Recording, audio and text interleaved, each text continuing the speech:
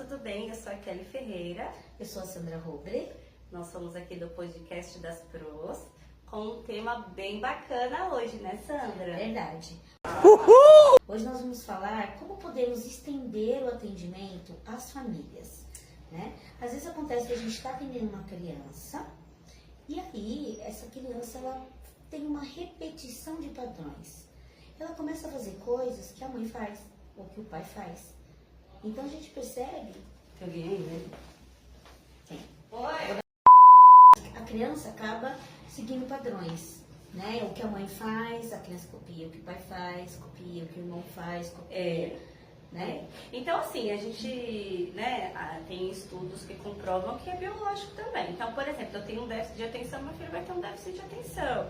Ah, mas eu não tenho dislexia e meu filho tem uma dislexia. Mas algum parente próximo pode ter, né? Nem que seja o seu esposo, né? Ou o marido, ou a esposa, um dos dois, porque é uma questão de higiene, né? Tá no às vezes uma geração, né? Às vezes era a avó que tinha, sim, né? E aí a mãe não tem, aí o neto tem, né? Então, assim, por isso que existe a anamnese, né? Que são os relatórios em que a gente faz com os pais, com a família, a gente chama, a gente pergunta como foi o parto, como foi a gestação, como que é a família, como que foi a infância do pai, da mãe, do vô, da avó, e a gente vem puxando a árvore genealógica e tudo que possa ter ocorrido de diferente nestes percursos, né? Neste tempo aí. E aí a gente sempre encontra que não só a criança tem, mas a família também tem algum tipo de dificuldade. E aí é nesse momento que não adianta a gente tratar só a criança, porque o pai e a mãe precisam estar preparados para ajudar essa criança. Sim. E às vezes eles também estão com algumas questões. Então a gente precisa também tratar essa família, para que essa família saiba como agir da forma correta com aquela criança. Verdade. Então, assim, às vezes a gente atende pais com crises de ansiedade, às vezes pais com depressão, e às vezes é uma coisa muito simples de resolver, né? Ah, eu tô estressado por conta do dia a dia, mas na verdade não. Às vezes o pai ou a mãe tem uma dislexia, tem às vezes até um autismo com suporte 1, que a gente considera bem leve, mas tem. Ou tem alguns comportamentos repetitivos que acha que, parece que eu tenho toque. Parece que, nossa, manias, tudo me né? Manias. Parece que eu não gosto de ninguém. Não gosto de conversar. Olha, eu não gosto disso, não gosto daquilo. E não é que a gente está estereotipando o autismo ou qualquer outro tipo de síndrome, mas é mais comum nessas pessoas, né? E às vezes as pessoas falam que está estressada do dia. E às vezes não é o estresse do dia, é que a pessoa não conseguiu lidar com aquela situação naquele momento. Sim. Né? E aí numa sessão que de repente faz, numa conversa que faz com a gente aqui, a gente coloca no eixo. Mostra pra pessoa que dá certo, que pode ser feito de outra maneira, né? Para que a pessoa não se estresse diante de determinadas situações. Sim. Então, por exemplo, uma mãe, eu até há um tempo atrás gravei até um conteúdo parecido, Sandra, porque, por exemplo, uma mãe tem um TDAH, né? Ou um TDA. Como que ela vai ajudar aquela criança a se organizar na rotina dela se ela tem e ela não se organiza? Ela não se organiza. Ela não consegue ensinar uma coisa que ela não sabe fazer. E às vezes a gente vê até na terapia, por exemplo, famílias que têm terapia 2 vezes por semana não conseguem chegar na terapia, né? Às vezes não é uma questão assim de a mãe não se importa, o pai não se importa. Não, é porque eles não conseguem se organizar. Então a gente vai percebendo ao longo do tratamento, ao longo das sessões, que a família precisa ser acolhida para que essa criança consiga ser assistida também, né? Mas tem casos, por exemplo, que a criança tem algum tipo de dificuldade, mas aí a dificuldade vem do pai, não vem da mãe. Se a dificuldade vem do pai, a mãe ainda dá conta. Então, a gente fala que é uma camada de camuflagem. Então, a mãe traz, a mãe ajuda, a mãe faz tudo. Mas aí quando a gente percebe que a criança ainda não está indo como deveria, a gente começa a investigar mais. Porque, poxa vida, tem uma pessoa ali que está ajudando, está acompanhando, está fazendo certinho. Montamos uma equipe aqui. Sim. E a criança não está indo, então vamos investigar mais. Sim. E aí a gente descobre um pai, ou um irmão mais velho, ou até um mais novo, né? Que tudo quanto influencia nas reações da criança, né? E às vezes a gente atende famílias também que falam assim, não, mas não tem ninguém, nunca tivemos nenhum problema na família e tudo mais. E aí a gente descobre que a mãe teve filho depois dos 42, 43 anos também. Aí não entra como genético, é genético familiar, entra como Ciência. Ciência mesmo, que é a questão da maturidade ali do corpo, que acaba passando um pouco e aí pode acarretar em alguns problemas, né? Já entendi agora. Então não necessariamente é hereditário, mas aconteceu pela biologia do corpo ali que deu uma falha, pela idade e tudo mais, né? Embora a tecnologia esteja super avançada e tem mulheres tendo filhos até os 45 anos, 46, mas a probabilidade de se ter uma criança com dificuldade ou com algum problema cognitivo é muito maior. Às vezes pode ter sido alguma complicação na gestação, né? No parto, faltou um pouco de oxigênio, oxigênio, né? Oxigenação na hora do bebê nascer. Às vezes de bebês prematuros, que não terminou a formação, Sim. né? Ou às vezes tomou algum remédio, precisou tomar algum remédio para pressão, ou alguma coisa, ou tomava anticoncepcional e não sabia, né? Existem N fatores, N fatores que podem fazer com que a criança nasça com alguma falha nesse sentido. Sim. Né? E não só a genética. Né? A genética é mais comum, mas existem vários fatores que podem influenciar no desenvolvimento do aluno, né? Então, quando tem famílias que perguntam pra gente, nossa, mas olha, eu preciso do diagnóstico amanhã. Não dá. A gente explica então, no mínimo 3 meses pra gente poder dar um parecer mais preciso. Por quê? Porque tem mais de 300 testes que a gente precisa fazer. Isso em folha, fora os testes que a gente fala que são manejo de bola, manejo de materiais físicos, né? Jogos, brincadeiras, vivências, né? Porque são vários segmentos que a gente tem que analisar, né? Tem a questão do raciocínio lógico, figura a fundo, a questão da escrita, da fala, da pronúncia, né? Da audição, coordenação motora, movimento de pinça e assim por diante. Então, assim, é uma série de fatores que a gente precisa analisar e não é fast food, né? Não dá para ser da noite por dia, porque tudo é separado, né? Então é feito um bloco de atividades a princípio, aí é feita uma análise disso para programar qual vai ser a próxima bateria de atividades. Sim. Né? Então isso varia de criança para criança, dependendo do primeiro resultado, né? E aí vai sendo programadas essas atividades, né, até atingir o diagnóstico. Sim, Por exemplo, eu acredito que eu preciso sempre de uma avaliação do neuro. A não ser que eu descartei todas as hipóteses aqui a priori, né? Descartei tudo, aí eu vejo que é só um problema mesmo de alfabetização, que a criança não foi estimulada o suficiente, aí eu acabo não pedindo. Então aí eu pego e faço a alfabetização sem tratar de outras questões, como a dislexia, dislalia, enfim. Seria mais um distúrbio de aprendizagem mesmo, né? Pedagógico. Pedagógico. Às vezes uma aula de reforço, às vezes funciona. Funciona, né? Às vezes 2, 3 meses, né? Outra questão também, que a alfabetização mesmo, que a criança não tenha nenhuma dificuldade, assim, entre aspas, né? Porque toda criança que vem, ela tem uma dificuldade.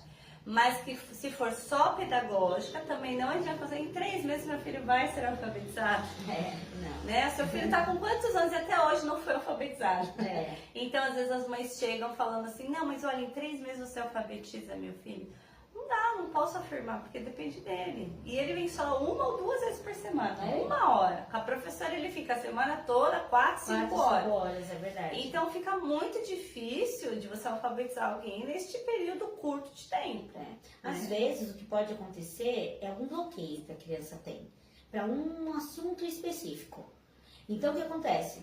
Uma vez aqui, às vezes esse bloqueio, né, ele é eliminado. Sim. Aí a criança abre, vira a chavinha e aí ela consegue ir mais rápido. Mas isso não quer dizer que é do dia para a noite. Né? Então às vezes acontece isso. Às vezes é um bloqueio só, que a gente, uma palavrinha que a gente falou, desbloqueou. E aí a criança deslancha. E assim, tem um exercício muito importante que a gente faz na alfabetização, que é o sistema fonológico, né? E aí eu volto assim com a criança e falo assim, que letra é essa? B. Ah, então B com A. Então a gente não fala assim, a gente fala assim, qual que é o som do B? Né? Porque senão ele vai fonema, falar. né? Porque senão eles vão falar assim, é B. B é B com E, não é B. Então, quando eles entendem que cada letra tem um som e como a vogal forma uma sílaba, aí eles demoram para entender isso. Porque na escola se ensina da forma tradicional. Então, eles decoram as famílias, eles decoram as letras, mas não entendem que elas têm um som. E aí é que vai o tempo, né? Porque você precisa ensinar o som, o fonema de cada letra. E aí, nessa que vai ensinando, é o tempo que demora. Sim. Então, quer dizer, vai aprender o B. Então, e aí vai juntar o B com A, vai formar o A. Palavras com A. O B, com E, vai formar o B. Palavras com B. E até ir o alfabeto inteiro, né? A criança precisa aprender o sonzinho de cada letra. E aí demanda tempo. Demanda tempo. Enquanto isso, a gente está treinando a letra, a gente já está treinando a coordenação motora, a gente está treinando outras séries de questões, né? Principalmente as letras, né? Que são 4 jeitos de se escrever. Então, assim, a gente acaba também passando isso um pouco para os pais, porque às vezes eles querem ensinar de uma outra forma em casa, e aí bagunça, e aí eles ficam nervosos. Confunde a cabeça da criança, né? Porque ela tá pegando o raciocínio de um jeito, aí de repente vem outra pessoa e explica de uma forma diferente, aí ela fica confusa. E a questão da cobrança, né, Sandra? Eu acho que ficar cobrando demais a criança, acho que não é legal. Né? Porque ela já se sente cobrada. Só dela pelo fato dela não conseguir fazer determinada atividade, ela pode ela mesma se cobra, mas né? ela sente. Ela sente. Então não é legal, assim, ficar assim, e aí, o que você aprendeu hoje? Nossa, você ainda não sabe, ainda não aprendeu a ler, escrever, né? Então assim, passos de formiguinha, e aí a cada sessão, a cada aula, incentivando, e falando, nossa, que legal, porque geralmente a gente mostra as atividades, tem o relatório que os pais assinam, né, do que foi feito. Então não é um serviço que é um tiro no escuro, não, você vai acompanhando passo a passo o que está acontecendo.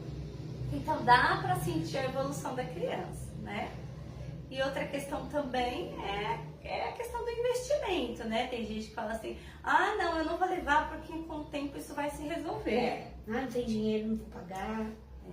Isso é uma questão muito delicada, porque é aquela famosa frase, né? Filho não pediu para vir ao mundo. Exatamente. Então assim, se ele você precisa ser cuidado, merece ser cuidado. Precisa, porque assim dá muita dó.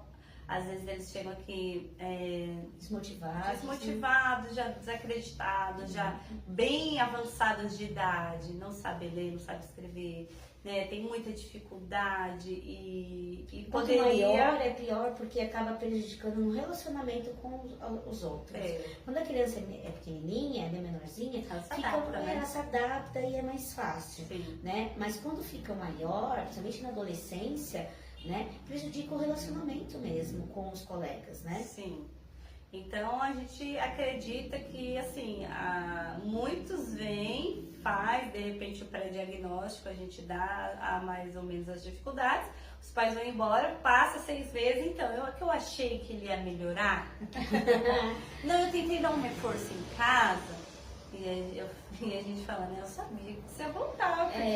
Se não for comigo, pode ser com uma outra colega, com uma outra concorrente, não tem problema, mas essa criança precisa de ajuda. É o que eu sempre falo, né? Não pode pagar, procura o público, né? Embora não é questão aqui de qualidade, mas a questão, por exemplo, quando se atende de assistência, vaga, né? Uma questão de vaga, às vezes demora-se muito tempo para ficar na fila de espera. E às vezes essa criança não tem esse tempo, né? Porque, por exemplo, no caso de um autista, dependendo da idade, a questão da fala, você consegue resolver até os 7 anos e depois. E quando acontece a poda neural? Passou o tempo.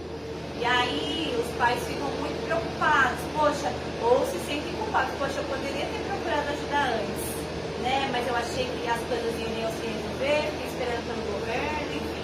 Ficar sempre atento também às dicas dos professores. Porque os professores, eles acabam percebendo que existe algo com aquela criança. Ele pode não diagnosticar e falar, olha, é isso. Mas vai perceber que tem algo errado, vai acabar dando dica. Então, quando o professor fala, leva no neuro, leva numa fono, né? Leva. Porque quando o professor pede para levar, verdade.